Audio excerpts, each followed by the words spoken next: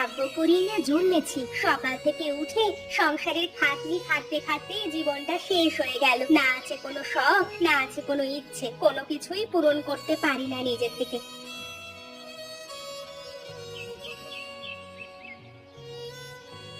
কি হলো গিন্নি, সকাল সকাল কি এত নিজের মনে বকছো?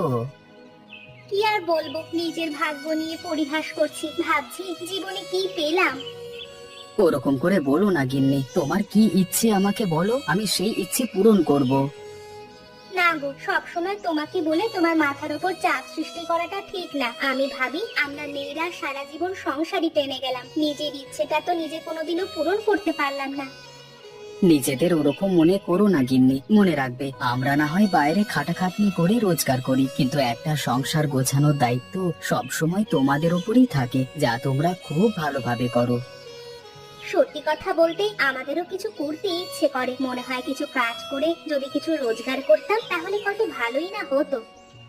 এ কথাটা মন্দ বলনি গিন্নি, সত্যিই তো ঘরের চার দেওয়ালের মধ্যে বন্দি থাকতে সব সময় তো কারোর ভালো লাগে না। তুমি যদি সত্যি কিছু করতে চাও তাহলে ভেবে বলো কি করবে।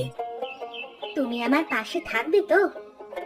আলবাত থাকবো। তুমি একটা সিদ্ধান্ত নেবে আর আমি তোমার পাশে থাকবো না, সেটা কখনো হয়? ঠিক আছে গো, আমি একটু ভাবি, তারপর তোমাকে জানাবো, কেমন? বেশ, তুমি ভেবে চিনতে আমাকে তোমার সিদ্ধান্ত জানিও। আমি এখন চলি গিন্নি, না হলে জমির কাজ শেষ করতে দেরি হয়ে যাবে। আচ্ছা, এসো।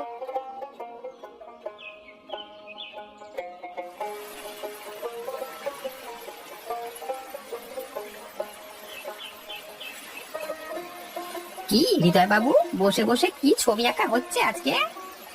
এই একটু প্রকৃতির ছবি আঁকছি কাকা, আজ রোববার তো তাই আজকে রং পেন্সিল আর খাতা নিয়ে বসে পড়েছি ছবি আঁকতে। হ্যাঁ, আঁকো আঁকো, তোমার হাতের ছবি খুবই সুন্দর হয়। আগের বার পাহাড়ের ছবিটা খুব সুন্দর এঁকেছিলে, আমার কাছে এখনো রাখা আছে ছবিটা। পড়াশোনার মাঝে একটু অন্যদিকে মনোনিবেশ না করলে জীবনটা একঘেয়ে লাগে জানো, মাঝে মাঝে পড়াশোনাতে মন বসতে চায় না। এটা কিন্তু আমাদেরও মনে হয় জানো, আমাদেরও মাঝে মাঝে জীবনটা একঘেয়ে লাগে। আমাদের গ্রামে তো মেলা উৎসব তেমন কিছু হয় না, তাই সারাদিনই কাজ আর বাড়ি, এই করতে করতে জীবনটা ক্লান্ত লাগে মাঝে মাঝে। তুমি যাই বলো বাচু কাকা, আমাদের গ্রামে কিন্তু একটা মেলা হওয়া প্রয়োজন। এই মেঘলা দিনের মেলা দেখবার মজাই আলাদা। কিন্তু তুমি আমি বললেই তো হবে না। প্রধান মশাই যতক্ষণ না কিছু ব্যবস্থা করছেন ততক্ষণ আমাদের কিছুই করবার নেই। তা তুমি ঠিকই বলেছো কাকা, তবে একটা কথা মানতেই হবে, এই গ্রামে উৎসব অনুষ্ঠানের আয়োজন হলে মানুষের কর্মজীবনের ক্লান্তি অনেকটা দূর হয়ে যাবে। তখন এই গ্রামের মানুষ আরো বেশি পরিমাণে কাজ করতে পারবে এবং আমাদের পড়াশোনাতেও অনেক মন বসবে।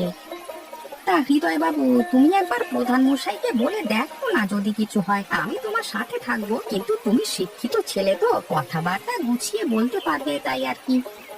ঠিক আছে কাকা, আমি একবার বলে দেখবো, দেখি তাতে যদি কাজ হয়।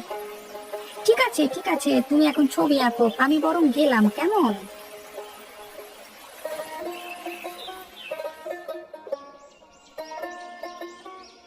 বুঝলে ভাই, আজকে সকালবেলায় গিন্নি আমাকে এ কথা বলছিল। আমার গিন্নি আমাকে বলে না বটে, তবে তার মুখ দেখলে মনে হয় সেও জীবনে অন্য কিছু একটা করতে চায়। আমাদের এটা কর্তব্য হওয়া উচিত, গিন্নিরা যদি অন্যরকম কিছু করতে চায় তাদেরকে সাহায্য করা বা পাশে থাকা। তা যা বলেছো ভাইয়া, আমাদের মতো গিন্নিদের জীবনটাও একঘেয়ে হয়ে গেছে, একটু নতুনত্ব না এলে সত্যি এত দীর্ঘ জীবন চালানো দায় হয়ে পড়ে। আমি তো আজকে আসবার সময় গিন্নিকে বলে এসেছি যে তুমি ভেবে দেখো কি করবে, তুমি যা করবে তাতেই আমি রাজি। তুমি ঠিকই করেছো দাদা, আমারও আজকে বাড়ি ফিরে গিয়ে গিন্নিকে নির্ভয় দিতে হবে, যাতে সেও আমাকে তার মনের কথাটা খুলে বলতে পারে। এখন তোমার কাজকর্মের কেমন অবস্থা বলো? কাজকর্ম তো চলছে, তবে মাঝে মাঝে আমারও মনে হয় এই কর্মজীবন থেকে একটু মুক্ত হয়ে কোথাও বেড়াতে গেলে বা উৎসব অনুষ্ঠানে যোগ দিলে খুব ভালো হয়। তা যা বলেছো ভাইয়া, চলো এখন বাকি কাজগুলো সেরে নি, এখন মেঘলা আছে, কখন আবার রোদ উঠে যায় তার ঠিক ঠিকানা নেই। হ্যাঁ হ্যাঁ দাদা, চলো চলো কাজগুলো সেরে নি, চলো।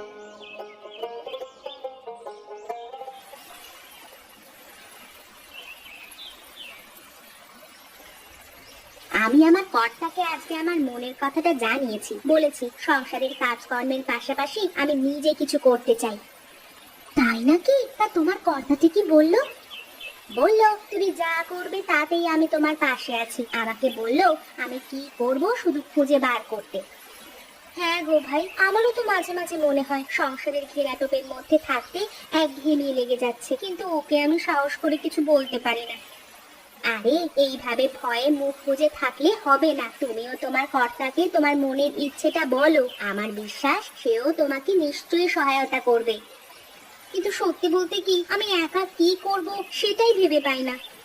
বেশ, তুমি যদি চাও তাহলে আমরা দুজনে মিলেই সম্মিলিতভাবে একটা কাজ শুরু করতে পারি। সেটা করা যেতে পারে, কিন্তু কি কাজ করবে?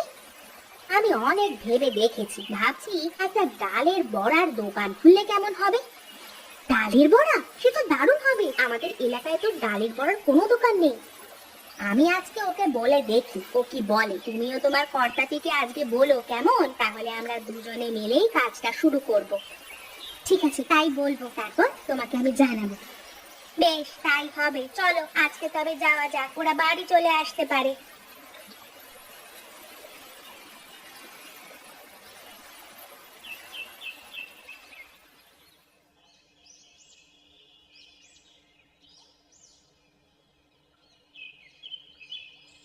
প্রধান মশাই বাড়িতে আছেন? একবার বেরিয়ে আসুন না, আপনার সঙ্গে কিছু দরকার ছিল। কি ব্যাপার হৃদয়, পাঁচু, তোমরা হঠাৎ এখানে? কিছু দরকার ছিল নাকি? প্রধান মশাই, আপনার সাথে কিছু জরুরি কথা ছিল, যদি একটু সময় দেন। আচ্ছা, এসো এসো, ভেতরে এসো।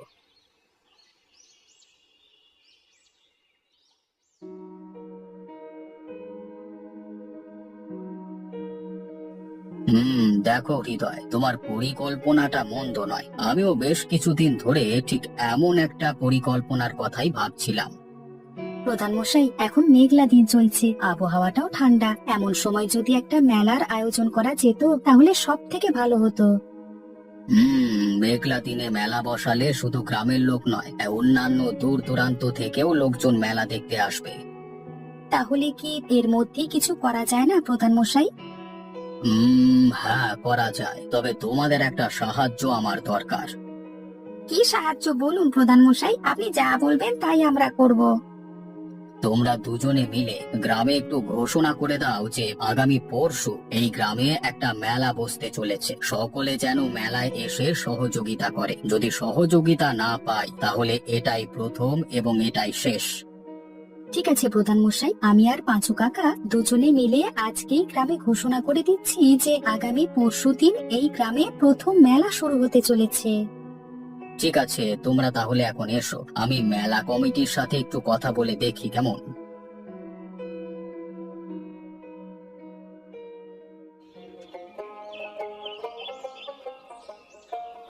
আমি আর সুখেন্দার স্ত্রী নীলিমা দুজনে সিদ্ধান্ত নিয়েছি যে আমরা একটা ডালের বড়ার দোকান দেব। বাহ, এ তো অতি উত্তম প্রস্তাব। সুখেন্দার সাথে আজকেই আমার কথা হচ্ছিল, সেও তার গিন্নির ব্যাপারে আমাকে বলছিল। নীলিমাদিও নিজে কিছু করতে চায়, আমাকে আজকে বললো যে আমি সাথে থাকলে সে অবশ্যই করবে। ব্যাস, তাহলে তো আর কোনো কথাই নেই। তোমরা দুজন যদি সাথে কাজ করো তাহলে তো আমাদের আর কোনো চিন্তা নেই। তোমাদের কি কি জিনিসপত্র লাগবে সবকিছু আমাদের একটা লিস্ট করে দিও। আমি আর সুখেন্দা না হয় শোনো শোনো শোনো, গ্রামবাসীরা সকলে মন দিয়ে শোনো। প্রধান মশাই এই মাত্র আমাদেরকে জানিয়েছেন যে আগামী পরশুদিন এই গ্রামে প্রথম বিরাট এক মেলার আয়োজন হতে চলেছে। সকলের সহযোগিতা একান্ত কাম্য। যদি আমরা গ্রামবাসীরা মিলে এই মেলাকে উন্নতির শিখরে নিয়ে যেতে পারি তবেই পরের বছর পুনরায় মেলার আয়োজন হবে, নচেত এখানেই শেষ। শোনো শোনো শোনো, গ্রামবাসীরা মন দিয়ে শোনো। আরে বাস, আমাদের গ্রামে প্রথম মেলা বসবে, এর থেকে আনন্দের তো আর কিছুই হয় না। এ তো সোনায় সোহাগা হয়ে গেল। গিন্নি, তুমি ভেবে দেখো, তোমরাও প্রথম দোকান খুলবে বলছো, আর এই গ্রামেও প্রথম মেলা হবে। নিশ্চয়ই মেলাতে অনেক মানুষের ভিড় হবে। তোমরা যদি এই সুযোগকে কাজে লাগাতে পারো তাহলে তোমাদের দোকানের নাম অনেক দূর যাবে। তুমি ঠিক বলেছো, তাহলে আমরা আগামী পরশুই আমাদের ছোট্ট ডালের বড়ার দোকানটা শুরু করে দিই। একদম, আর দেরি করা ঠিক হবে না। আমি সুখেন্দার সাথে আজকেই কথা বলছি। সুখেন্দা নিশ্চয়ই এতক্ষণে এই ঘোষণা শুনেছে। তুমি আমাকে জলদি করে একটা লিস্ট করে দাও যে তোমার কি কি লাগবে।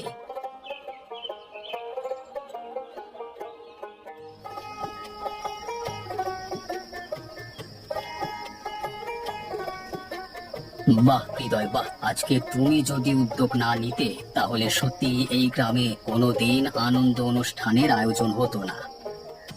আমি তো শুধু আপনার কাছে অনুরোধ করেছিলাম প্রধান মশাই, আপনি নিজের হাতে এই সমস্ত আয়োজন না করলে সত্যি এত যে লোকের সমাগম হবে আমরা কল্পনাও করতে পারতাম না।